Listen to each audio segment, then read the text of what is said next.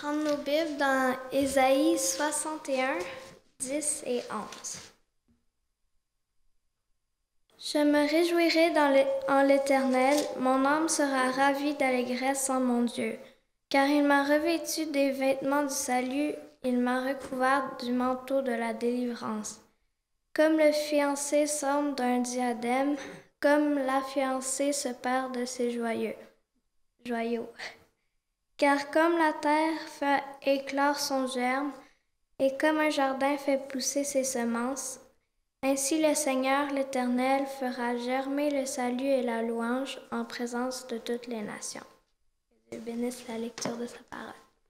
Amen. Le chant de préparation, c'est le 287. Exaltons notre divin Maître, les strophes 1 et 2.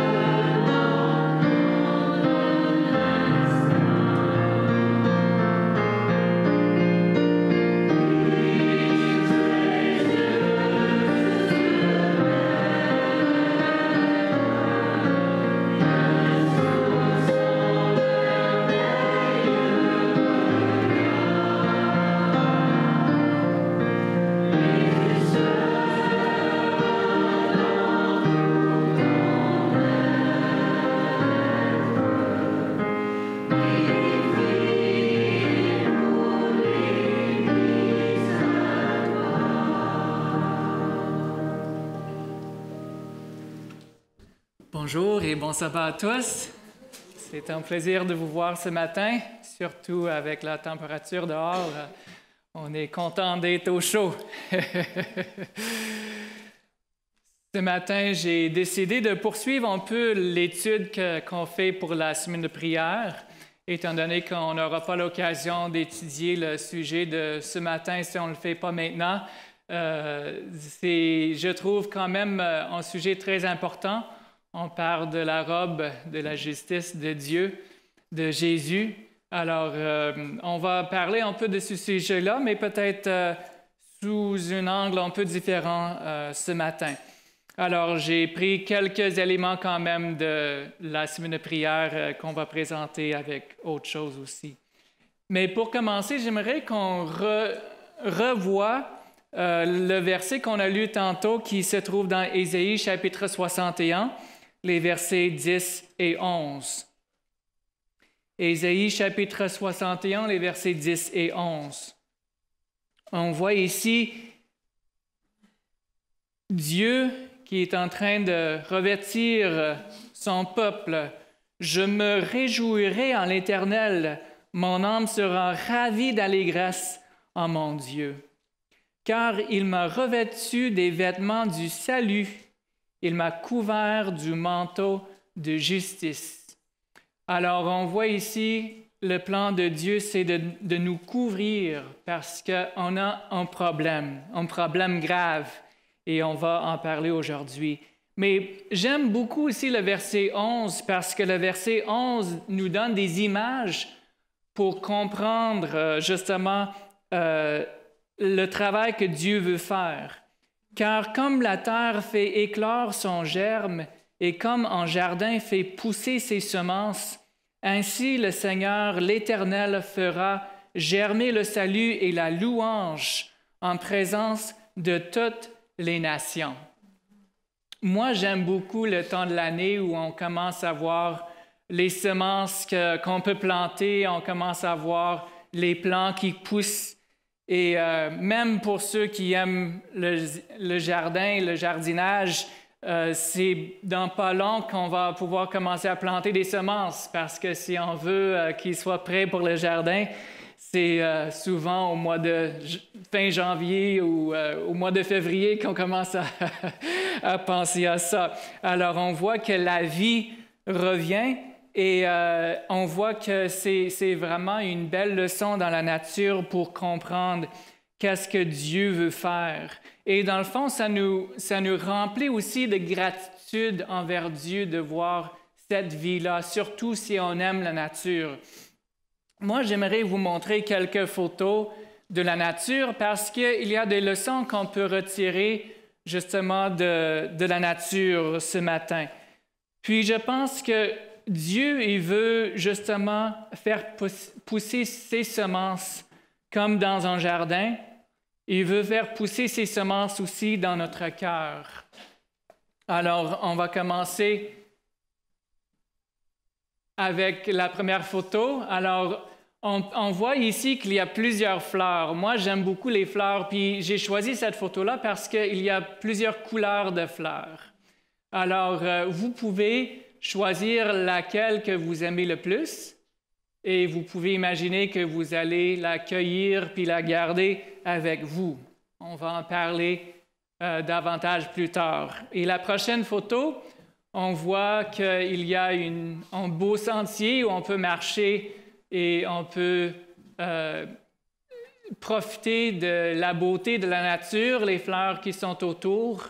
Ou peut-être qu'on aime beaucoup les légumes, on aime peut-être beaucoup le jardin, alors on va regarder justement la prochaine photo qui nous fait rappeler justement des plants qui peuvent pousser dans le jardin, des bonnes fèves qu'on peut manger si on aime les fèves. Et on va voir aussi la prochaine photo qui est les bonnes tomates.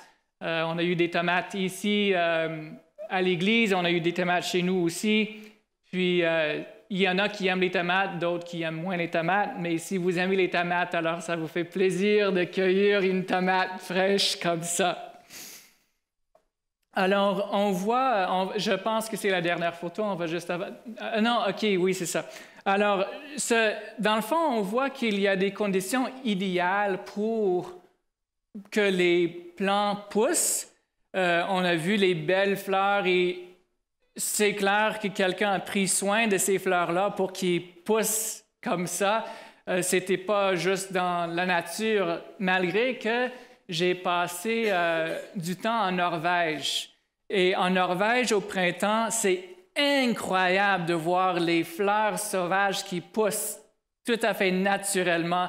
Le bois est rempli de fleurs et de toutes sortes de couleurs. C'est quand même assez impressionnant. On a un peu moins de variété de fleurs peut-être au Québec, mais on a des jardins de fleurs parfois où on voit qu'on a pris beaucoup de temps pour que les fleurs poussent et pour que ça soit beau aussi dans le jardin. On va prendre le temps pour cultiver justement les plants, pour mettre de l'engrais, pour enlever les mauvaises herbes. On prend beaucoup de soin pour avoir une bonne récolte. Mais dans la nature aussi, il y a des moments où les conditions sont loin d'être l'idéal. Peut-être que vous ne voyez pas bien, on peut avoir l'impression que c'est de la terre, mais ce n'est pas de la terre du tout, c'est du roc.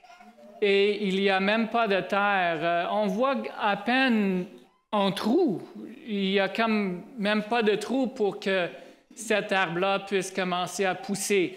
mais on voit que malgré des circonstances difficiles, que l'arbre est en train de pousser.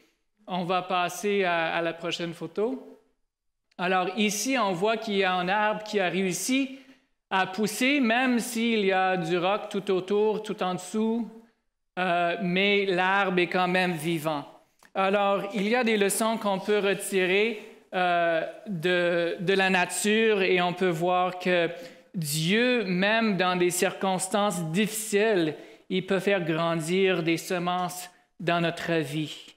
Mais dans le verset 11 d'Ésaïe, on voit ici, de chapitre 61, le verset 11, on voit ici que Dieu dit qu'il fera germer le salut et la louange en présence de toutes les nations. Alors, de quelle façon que Dieu va montrer et démontrer son salut en présence de toutes les nations?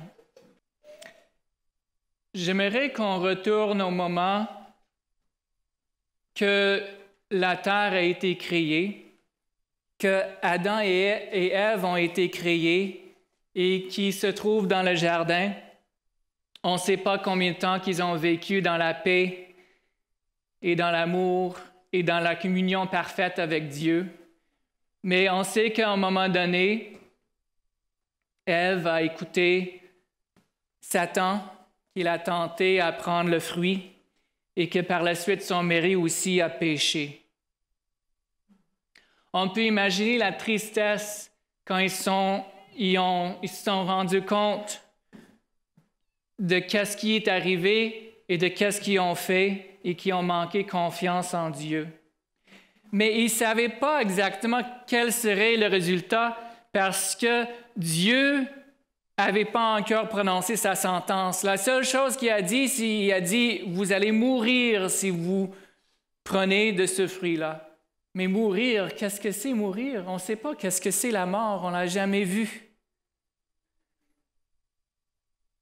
Jésus, il est au ciel et il est devant les anges. Jésus avait déjà, avec Dieu, préparé un plan de sauvetage. Il a déjà planifié le plan de salut, même avant que l'homme pêche. Il était déjà préparé d'avance. Mais les anges n'étaient pas au courant du plan. Ils ne savaient pas c'était quoi que Jésus allait faire pour sauver l'humanité. Alors, Jésus arrive pour annoncer son plan aux anges. Et quand il a annoncé son plan aux anges, les anges ont commencé à être remplis de joie et à chanter à la gloire de Dieu. Dans Luc chapitre 2, le verset 14, on voit justement le chant qu'ils ont chanté, et souvent c'est un chant qu'on va relier au temps de la naissance de Jésus. Mais ce chant-là a commencé à ce moment-là que Jésus a annoncé son plan pour racheter l'humanité. Alors ils étaient remplis de joie et ont chanté « Gloire à Dieu dans les lieux très hauts et paix sur la terre parmi les hommes qu'il agrée. » Alors, déjà, il y avait de la paix sur la terre à cause du plan de salut.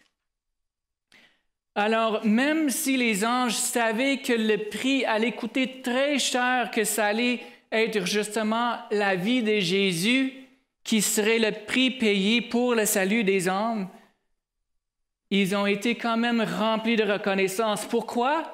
Est-ce qu'ils aimaient Jésus? Bien sûr, ils aimaient Jésus avec tout leur cœur, mais ils nous aimaient aussi.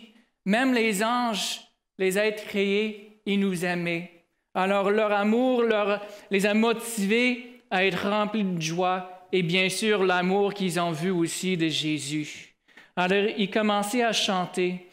Mais je trouve que c'est tellement beau de voir que quand Jésus se présente pour dire aux êtres humains qu'est-ce qui allait arriver, il ne commence pas par dire « vous allez être obligés de travailler la terre, vous allez avoir de la tristesse, ça va être une vie pénible, ça va être difficile. » Dieu, oui, il fallait qu'il leur dise ces choses-là, mais il a commencé par dire « j'ai préparé un plan. J'ai préparé un plan pour vous, un plan de sauvetage, un plan de salut, pour que vous puissiez être rachetés, pour que tu puissiez vivre comme j'avais prévu que vous viviez avant que le péché rentre dans le monde. Alors, cette bonne nouvelle a été annoncée à Adam et Ève avant de comprendre aussi la sentence. Le salaire du péché qui était la mort et la souffrance qu'on peut voir. Dans Romains chapitre 6 et le verset 23, Romains chapitre 6, le verset 23, on voit décrit le salaire du péché. On le connaît bien, car le salaire du péché, c'est la mort, mais le don gratuit de Dieu, c'est la vie éternelle en Jésus-Christ, notre Seigneur. Alors on voit que Jésus a offert son don gratuit, même avant d'expliquer que le salaire du péché était la mort. Mais nous, on est habitués de voir la souffrance. Malheureusement, ça fait partie de notre vie. Mais imaginez Adam et Ève qui n'ont jamais rien vu de mal, qu'eux, il faut qu'on leur annonce la nouvelle qu'il allait souffrir, il allait avoir de la difficulté. Mais par les mérites de Jésus, il pouvait avoir la victoire. Alors, il y avait une bonne nouvelle malgré la mauvaise, que Jésus allait se sacrifier, allait échanger, allait prendre leur place pour qu'eux, ils pouvaient prendre sa place. Dans Genèse chapitre 3, le verset 15, on voit la promesse que Jésus a donnée à Adam et Ève. Genèse chapitre 3, le verset 15, où il est écrit « Je mettrai inimitié entre toi et la femme, entre ta postérité et sa postérité. Celle-ci t'écrasera la tête et tu lui blesseras le talon. » Alors on voit ici que le plan se dévoile. On voit que l'homme a péché contre Dieu et en péchant contre Dieu, il a perdu quelque chose de très important qu'il avait avant. En s'abandonnant à Satan, quelque chose a changé dans sa volonté. La volonté, c'est peut-être un mot qu'on n'utilise pas souvent, mais la volonté, c'est quand même quelque chose qui est très, très important dans la façon dont on va collaborer avec Dieu. J'aimerais partager une courte citation qui parle justement de la volonté. Ça dit « Cette volonté qui est un facteur si important dans le caractère de l'homme a été abandonnée à la domination de Satan. » Alors, il y a eu un changement au moment où on a péché contre Dieu. On a perdu la possibilité d'avoir une volonté qui est plus forte que Satan.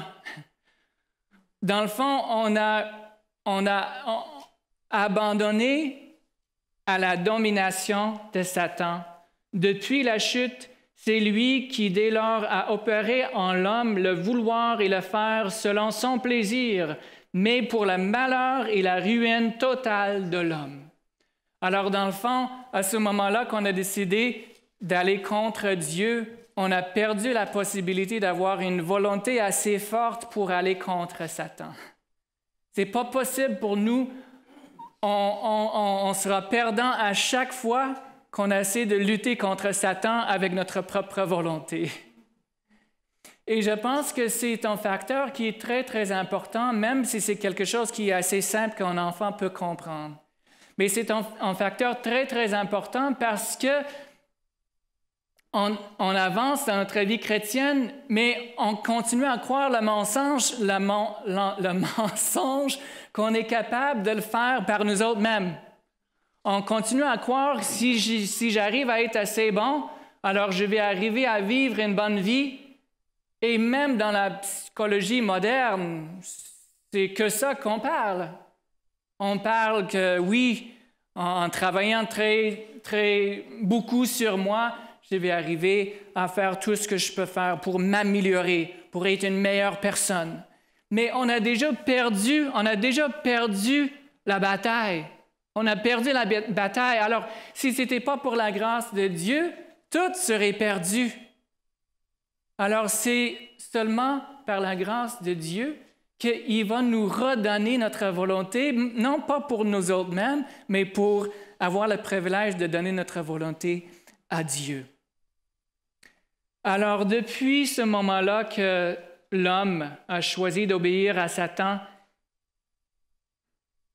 on a eu le privilège, mais ils ont eu le privilège parce que maintenant le sacrifice de Jésus est accompli, mais ils avaient le privilège de regarder par la foi au sacrifice que Jésus allait faire pour eux. Et c'est la justice du Christ qui rend le pécheur pénitent acceptable à Dieu et qui opère sa justification. Alors, on voit ici qu'il regardait en avant au moment que Jésus allait mourir. Et à ce moment-là, la justice de Jésus est disponible pour chaque personne qui veut la prendre. C'est la justice du Christ qui rend le pécheur pénitent acceptable à Dieu et qui opère sa justification. Maintenant, je vais quand même partager quelques citations qui étaient dans le sujet d'aujourd'hui pour la semaine de prière. Alors, si vous les avez lues, alors vous allez reconnaître justement quelques courtes citations que je vais partager avec vous. Celle-là en fait partie, c'est traduit de Faith and Works à la page 106. Si pécheresse qui a été sa vie, s'il croit en Jésus comme son sauveur personnel, il se tient devant Dieu vêtu du manteau sans tache de la justice du Christ.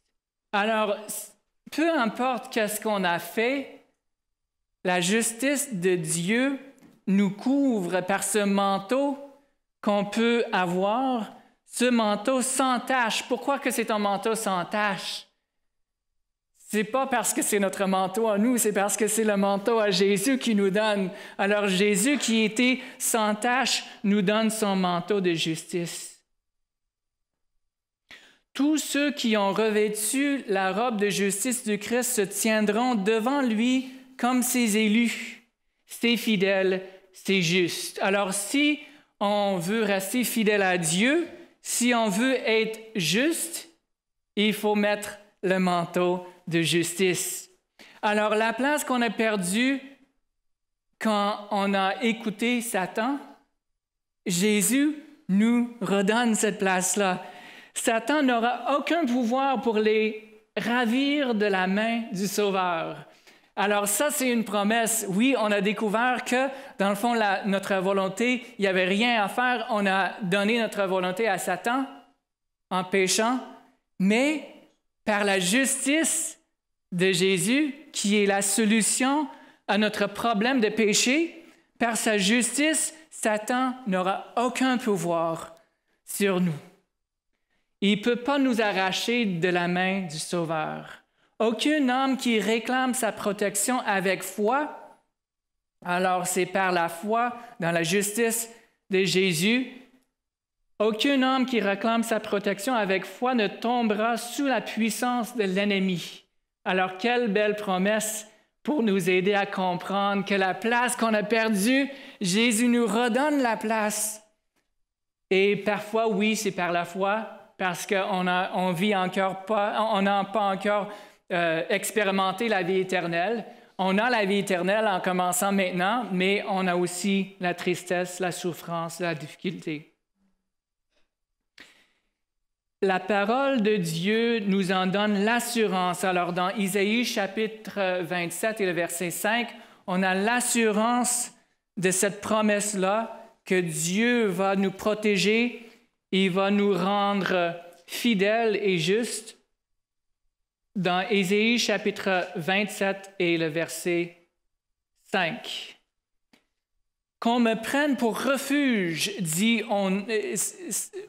Jésus nous dit qu'on peut lui prendre comme refuge, qu'on fasse la paix avec moi.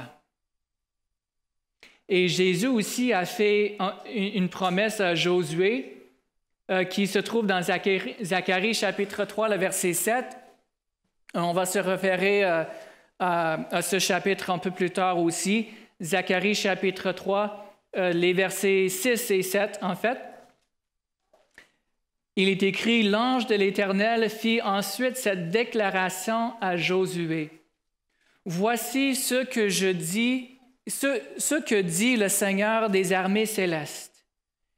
Si tu suis les chemins que j'ai prescrits et si tu obéis à mes commandements, tu exerceras dans mon temple les fonctions judiciaires, tu veilleras sur mes parvis et je te donnerai des guides parmi ceux qui se tiennent ici. » On voit ici l'image du sanctuaire céleste. On voit que Jésus est là et c'est à partir du sanctuaire céleste que Jésus va nous donner sa robe de justice. Il va nous donner son manteau de justice. Et il parle de ceux qui sont autour de lui dans le sanctuaire céleste. Alors, c'est qui sont là autour de lui dans le sanctuaire céleste? C'est les anges. Les anges qui sont là. Ces mêmes anges qui étaient ravis de voir le plan de salut que Jésus avait préparé pour sauver la race humaine. Ces anges-là qui sont là à nos côtés pour nous aider. Alors, dans Zacharie 3, on voit ici que Jésus nous promet que les anges vont nous aider. Les anges de Dieu seront à nos côtés ici-bas. Dans Philippiens chapitre 3, le verset 9, on voit un autre verset qui nous démontre le plan de Dieu dans sa justice, la justice de Christ. Philippiens chapitre 3, le verset 9, « Mon désir est d'être trouvé en lui, non pas avec une justice que j'aurais moi-même acquise en obéissant à la loi. » Alors, on voit ici qu'eux, ils avaient le même problème que nous. On a la tendance à penser que oui, OK, j'ai cette volonté-là. Si j'essaie assez fort, là, alors je vais arriver à obéir. Il y en a qui arrivent quand même à faire pas mal de bonnes choses par la volonté. Il y en a qui peuvent arrêter de fumer par la volonté. Il y en a qui peuvent arriver à faire toutes sortes de choses par une volonté assez forte. On peut réussir à faire pas mal de choses avec notre volonté, mais jamais on peut vaincre Satan avec notre volonté. Alors on voit le même problème ici, que non pas avec une justice que j'aurais moi-même acquise en obéissant à la loi, mais avec la justice qui vient de la foi en Christ et que Dieu accorde à ceux qui croient. Alors, la solution, c'est d'accepter la justice de Christ. Et il faut accepter cette justice-là par la foi. Pourquoi que ça prend de la foi pour l'accepter? Parce qu'on est encore des pécheurs. Il y a encore des problèmes qu'on a dans la vie. Et oui, Dieu veut faire un travail extraordinaire dans notre vie. Il veut même nous donner la puissance de vaincre le péché dans notre vie, d'avoir des victoires sur le péché dans notre vie. Mais ça prend de la foi parce qu'on ne voit pas Jésus encore face à face. Ça prend de la foi pour croire que le sacrifice de Jésus suffit pour nous couvrir. Proverbe chapitre 23, le verset 26, nous aide à comprendre davantage la façon dont Dieu veut nous transformer. Alors, on voit que c'est par la justice de Jésus, par la foi, qu'il va nous accorder, chacun qui croit. Mais dans Proverbe chapitre 23, le verset 26, on voit « Mon fils, donne-moi ton cœur. Et que tes yeux se plaisent dans mes voies. » Alors, on voit deux étapes très claires ici. La première chose que Dieu nous demande à faire, c'est de lui donner notre cœur. Le cœur est quelque chose de très mystérieux. Les sentiments sont parfois difficiles à comprendre. Mais on voit qu'en donnant notre cœur à Dieu, que c'est à ce moment-là qu'on va prendre plaisir à marcher dans ses voies. Alors, si on ne prend pas plaisir à marcher dans les voies de Dieu, il y a peut-être un problème de cœur. C'est parfois peut-être la chose la plus difficile, surtout pour quelqu'un qui a grandi en connaissant l'amour de Dieu, le sacrifice de Jésus. Souvent, le charme de ce sacrifice-là peut nous échapper parce qu'on a entendu parler toute notre vie. Et parfois, on peut devenir même des chrétiens qui, oui, on sait quoi faire, on met beaucoup d'emphase sur les actions, on met beaucoup d'emphase sur tout ce qu'il faut faire et pas faire. Mais on trouve ça difficile de faire les bonnes choses. Peut-être qu'on le trouve difficile parce qu'il y a un problème de cœur. Je pense que surtout pour les jeunes, il y a des luttes difficiles et parfois on peut avoir... on a été enseigné justement que certaines choses sont bonnes puis d'autres choses sont mauvaises. Alors on est attiré par des choses on nous dit si c'est pas bon, mais on est attiré pareil parce que ça nous plaît, on aime ça, c'est le fun. Et si on a à se poser la question, est-ce que je choisis Dieu ou je choisis ces choses-là que j'aime? C'est pas tout à fait une décision facile, parce que les choses qu'on aime nous attirent tant. Mais c'est parce qu'il y a un problème de cœur.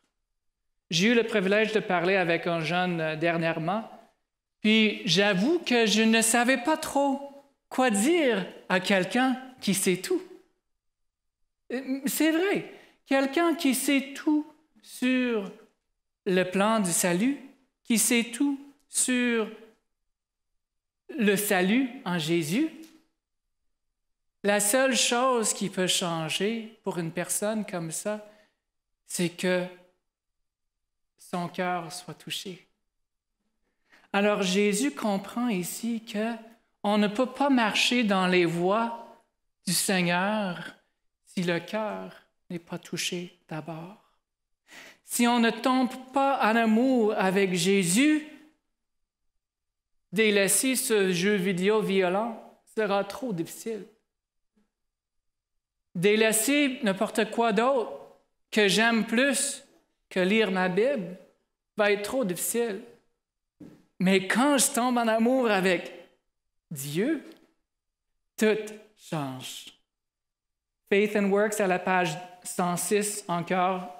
C'est une citation justement qui a été donnée pour aujourd'hui.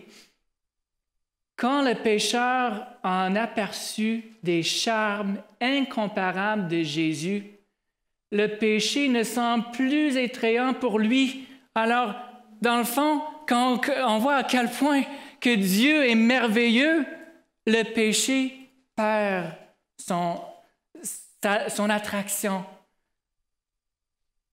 Car il voit le chef parmi les 10 000, ou on peut dire parmi les 10 millions, parmi toutes, c'est lui qui est le plus beau, celui qui est charmant dans son intégrité. Il réalise par son expérience personnelle la puissance de l'Évangile. Alors, il y a juste une façon pour comprendre la puissance de l'Évangile, et la seule façon, c'est par une expérience personnelle. C'est pour ça que c'est impossible pour nous de donner un changement de cœur à quelqu'un d'autre. Seulement Dieu peut opérer ce changement de cœur dans le cœur de quelqu'un. Mais on voit ici la solution. C'est quoi la solution quand on est attiré par les choses? Puis c'est pas juste les jeunes qui sont attirés par des choses mauvaises. À tous les âges, on est attiré par des choses. Mais aussi, on voit qu'il y a des moments où Dieu enlève cette attirance-là de notre vie et on lui donne la gloire. On a la victoire pour des choses qui étaient tellement importantes pour nous et que maintenant, ça ne nous attire pas du tout. Est-ce que vous avez déjà expérimenté ça? Alors, si on a expérimenté que ces choses-là du monde n'ont aucune attirance pour nous, alors Dieu, il veut le faire aussi pour d'autres choses. Alors, à chaque fois qu'on a une décision à prendre, puis on dit, ça, il me semble que j'aime ça plus que j'aime Dieu, alors on peut redonner encore notre cœur à Jésus et il va enlever ce désir-là pour les choses mauvaises.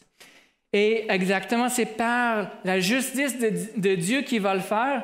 Et quand on l'a vu dans Zacharie chapitre 3, dans le fond, c'est qu'il va ôter les vêtements sales qu'on a. Parce que de toute façon, tout ce qu'on est, tout ce qu'on a, ce n'est que des vêtements sales. Et une chose qui nous empêche justement d'avoir ce changement de cœur-là, c'est quand on se pense trop bon. Parfois, on se pense trop mauvais. Parfois, on se pense trop bon. Et Dieu, il veut nous aider à comprendre que dans le fond, oui, il n'y a rien de bon en nous, mais c'est parce qu'il y a une valeur en nous, la valeur qu'il a placée là par son amour.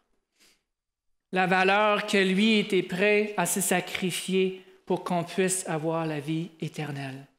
Vois, je t'enlève ton iniquité et je te revêts d'habits de fête. Alors, c'est ça la promesse de Dieu dans Zacharie, chapitre 3. Il va enlever le péché et il va nous donner à la place un habit de fête. La robe de la justice du Christ est donnée aux enfants de Dieu. Alors, ce n'est pas seulement par une foi générale, ce n'est pas juste une foi que oui, je crois en Dieu, je crois que Dieu existe, mais c'est en prenant sur nous le manteau de la justice du Christ et aussi à la porter ouvertement, courageusement, résolument. Je pense que souvent, on a la tendance de vouloir prendre le manteau de justice de Jésus et ça va bien. Alors on voit que c'est plus facile de marcher dans sa force. C'est plus facile d'avoir des victoires avec Jésus. Mais aussitôt qu'on commence à avoir des victoires, alors là, on se dit « Ah, wow! J'ai vraiment réussi! J'ai bien réussi à avoir des victoires. » Alors, au lieu de porter le manteau de justice ouvertement, on commence à prendre la gloire pour nous autres mêmes. On commence à se penser bon parce qu'on a réussi à avoir des victoires. Ou peut-être qu'il y a quelque chose dans notre vie qui est très difficile. Alors, le manteau de justice doit être porté aussi courageusement parce qu'on a besoin de ce manteau-là à tout instant, à chaque moment. La raison pourquoi on porte ce manteau-là, c'est pour que nous, on puisse exposer le Christ, pas pour que les gens puissent nous voir, nous, mais pour que les gens puissent voir Jésus dans tout ce qu'on fait. Alors, nous manifesterons individuellement le caractère de Jésus et nous montrerons que nous sommes fortifiés par la vérité. Jésus travaille toujours par la vérité, Satan travaille toujours par le mensonge. C'est un élément très important parce qu'on a beaucoup de difficultés dans la vie parce qu'on est prêt à écouter des mensonges. Les mensonges, parfois, viennent de notre propre esprit. Nos réactions à des choses que les gens peuvent nous dire, ou des réactions aux circonstances de la vie. C'est la vérité qui nous rend libres, mais le mensonge va nous rendre esclaves. La vérité nous sanctifie, nous capte la pensée à l'obéissance du Christ. J'aimerais regarder avec vous dans 1 Pierre chapitre 2, le verset 24. 1 Pierre chapitre 2, le verset 24.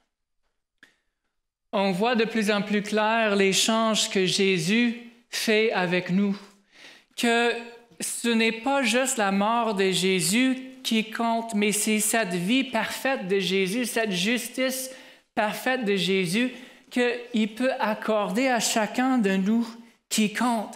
Alors son sacrifice et sa vie parfaite est quelque chose qui continue pour toujours.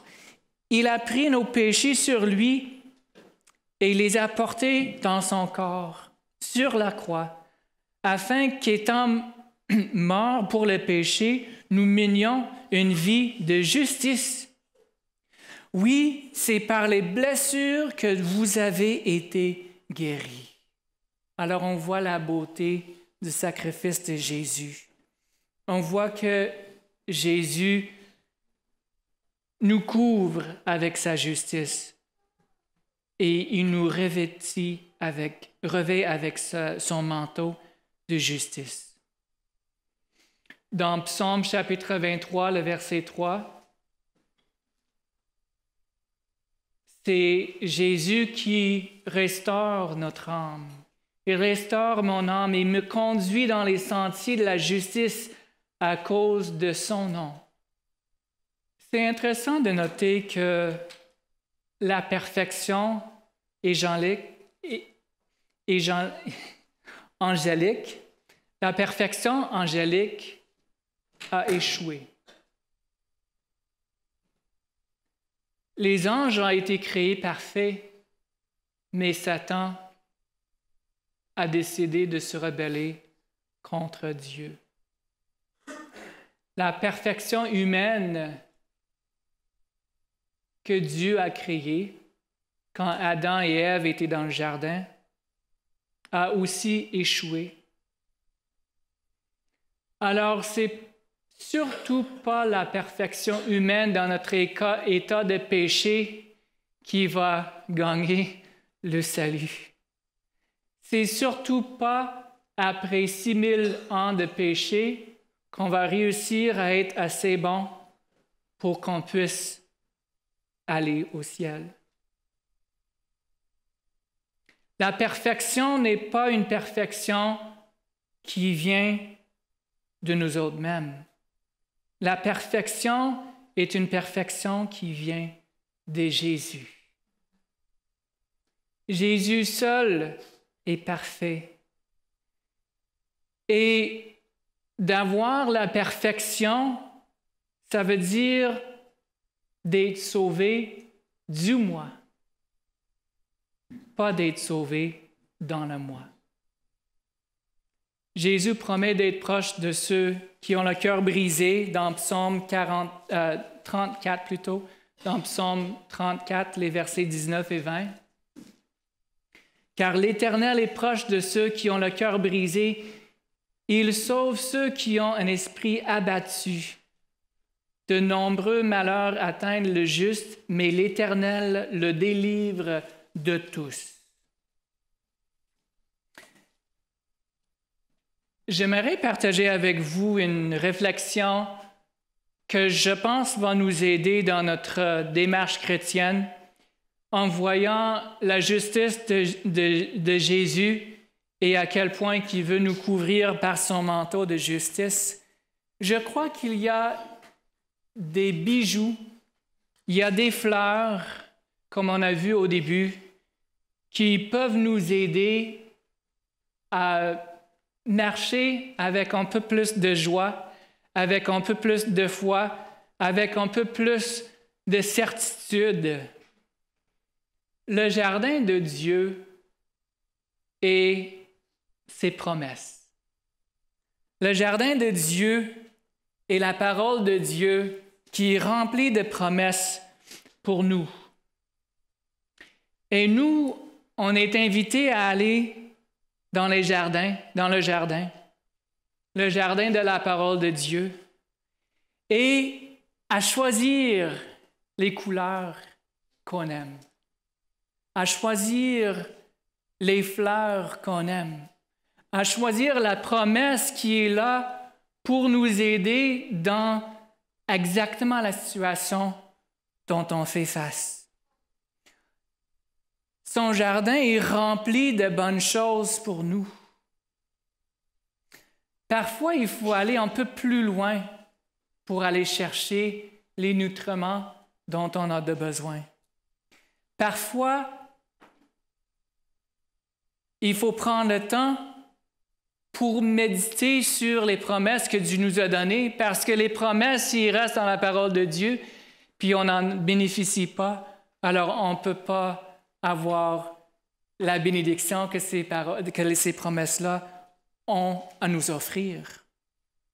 J'aimerais vous montrer des photos de la nature pour qu'on puisse comprendre davantage la façon dont Dieu veut qu'on réclame ses promesses et aussi qu'on puisse avoir la détermination de réclamer ces promesses-là pour nos besoins quotidiens. Alors, on va passer à la première photo. Alors, ici, on voit que l'arbre qu'on a vu tantôt, et j'espère qu'on est dans le deuxième groupe. OK. Alors, on va rester là pour l'instant. Alors, on voit un autre arbre ici, et on voit qu'il y a autour du roc, il n'y a pas de rien pour les racines de l'arbre. Et c'est sûr que maintenant, on voit juste le roc et on ne voit pas beaucoup l'arbre, mais on a l'impression par la grandeur du tronc que c'est un arbre quand même assez grand. Ça doit être quand même assez haut. Alors, on se pose la question de quelle façon est-ce que l'arbre a réussi à pousser à être si grand dans une situation comme ça. La prochaine photo nous révèle un pont qui est quand même étrange. On dirait qu'on pourrait peut-être marcher dessus si on n'a pas trop le vertige pour aller sur l'île qui est le roc. Et on va passer à la prochaine photo qu'on voit de l'autre angle, dans l'autre sens. On voit que c'est une racine qui a réussi à traverser et à prendre place où il y a beaucoup de nutriments, il y a beaucoup d'eau, il y a beaucoup de choses pour que l'arbre puisse grandir. C'est quand même des merveilles de la nature, des miracles pour nous démontrer que ce n'est pas tant la circonstance dans laquelle on se trouve qui compte. C'est que est-ce qu'on est prêt à aller assez loin pour réclamer ces promesses de Dieu? Est-ce qu'on est prêt à aller assez loin pour qu'on puisse être réconforté par ces promesses-là? Est-ce qu'on prend plaisir à marcher dans le jardin de Dieu? Ce jardin qui est riche en promesses, mais ce jardin-là qu'il faut chercher dans la parole de Dieu pour les trouver. Il faut prendre le temps pour pouvoir être réconforté, pour être nourri. Dans Éphésiens chapitre 5, les versets 14 et 16, on voit ici que Dieu nous demande de vivre de façon différente. Une fois qu'on a accepté que Dieu nous couvre avec son manteau de justice, dans Éphésiens chapitre 5, les versets 14 et 15, c'est pour cela qu'il est dit, « Réveille-toi, toi qui dors, réveille-toi d'entre les morts, et Christ t'éclairera. Prenez donc garde de vous conduire avec circonspection, non comme des insensés, mais comme des sages. rachetez le temps, car les jours sont mauvais. Alors, on voit ici que les promesses de Dieu durent pour toujours. Dans 1 Pierre, chapitre 1, les versets 24 et 25, 1 Pierre 1, 24 et 25, « Car toute chair est comme l'herbe, et toute sa gloire comme la fleur de l'herbe. L'herbe sèche et la fleur tombe, mais la parole du Seigneur demeure éternellement. » Alors, je pense que Dieu veut nous aider à comprendre que sa justice est là en tout temps pour nous couvrir et que ses promesses sont là dans son jardin pour nous encourager, pour nous donner la force nécessaire et aussi que si on donne notre cœur à lui, que l'amour du péché tombe. L'amour du Christ grandit et la vie chrétienne devient une vie de joie. On voit que Dieu avait déjà un plan pour nous dès les débuts, même avant que le péché rentre dans le monde. Et on a le privilège de pouvoir connaître ce plan-là, de vivre selon ce plan-là, d'accepter cette robe de justice que Dieu nous offre pour qu'on puisse grandir, pour qu'on puisse être transformé et pour qu'on puisse un jour voir Jésus face à face. Amen. On va se lever et on va chanter le dernier chant. Exaltons notre divin Maître.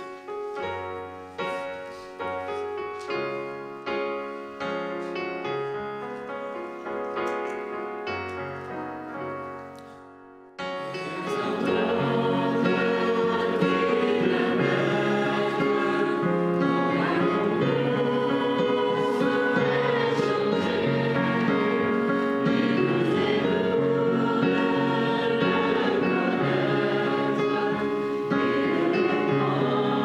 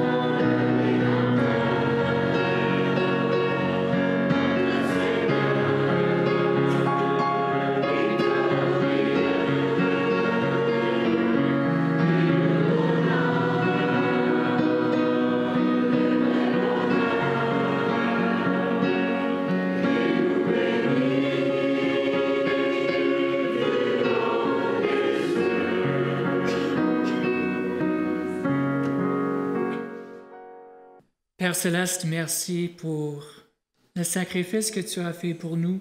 Merci d'avoir prévu le plan de salut même avant qu'on soit créé, avant que le péché rentre dans le monde. Et merci de ce plan qui nous démontre ton amour envers nous. Merci pour le manteau de justice que tu nous offres gratuitement, ta justice parfaite qui nous couvre à chaque instant. Merci pour le salut qu'on peut avoir, pour la vie éternelle qui commence dès aujourd'hui. Merci pour la bonne nouvelle que nous avons et que nous pouvons partager avec les gens autour de nous. Donne-nous la sagesse nécessaire pour pouvoir transmettre le message de façon attrayante, de façon remplie d'amour et pour qu'on puisse être des témoins pour toi. Et Seigneur, si on lutte avec des choses dans notre vie, on te demande de nous donner la victoire, de nous donner, de faire qu'on puisse tomber en amour avec toi assez pour que ces péchés-là perdent leur attrayance, que leur attraction puisse disparaître à cause de la beauté de ton amour pour nous. Seigneur, on te demande de nous bénir cette semaine, de nous donner la force nécessaire pour être tes témoins tout au long de la semaine. Et je te demande de nous fortifier dans notre vie chrétienne et de bénir aussi surtout la réunion de la semaine de prière pour que ça puisse être un moment de fraternité, un moment où on puisse soutenir les uns les autres et s'approcher de toi. Au nom de Jésus. Amen.